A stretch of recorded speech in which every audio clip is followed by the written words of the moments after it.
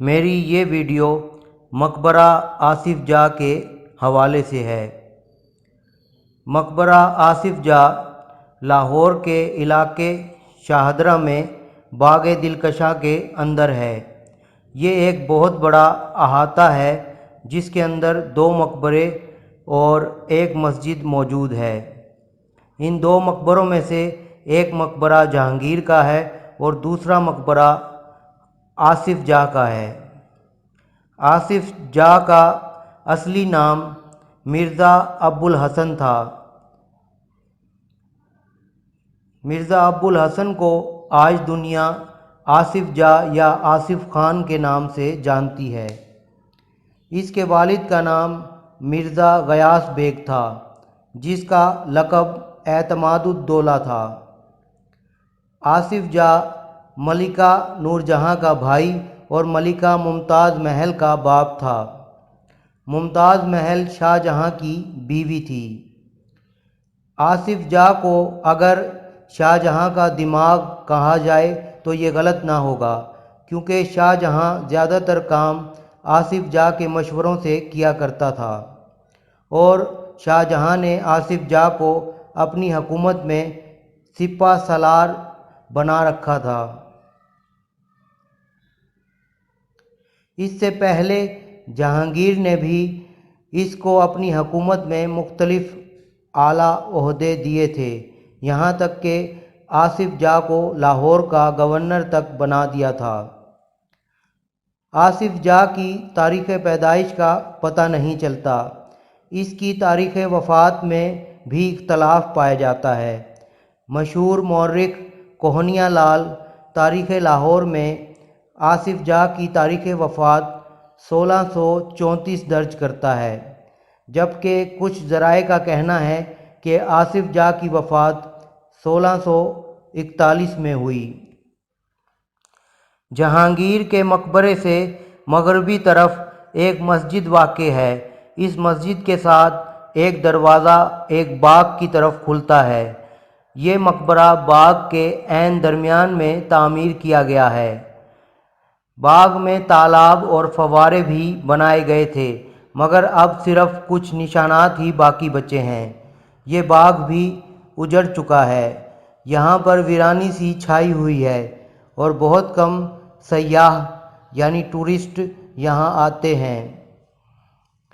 جب یہ مقبرہ بنایا گیا تھا تو اس کی شان دیکھنے کے قابل تھی۔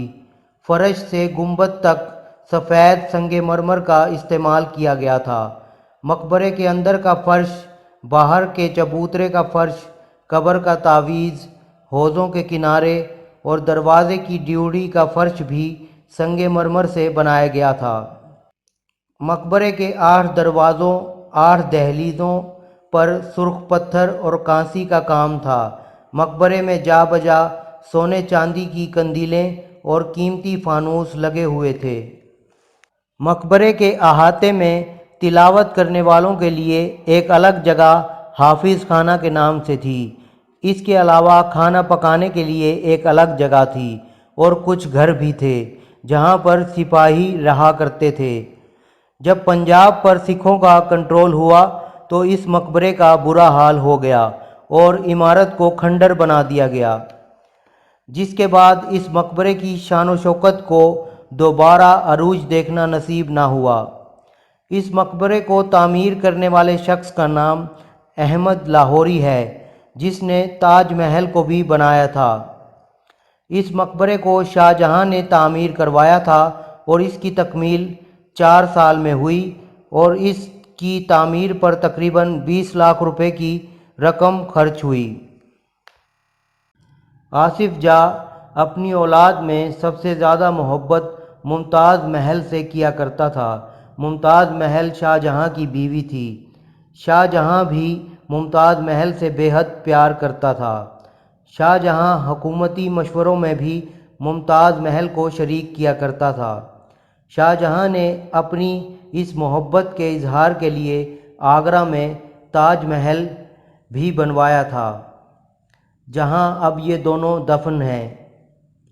جہانگیر کی وفات کے بعد آصف جاہ نے تخت نشینی کے سلسلے میں اپنی بہن نور جہاں کی بجائے شاہ جہاں کا ساتھ دیا تھا اور نور جہاں کو نظر بند کر دیا تھا۔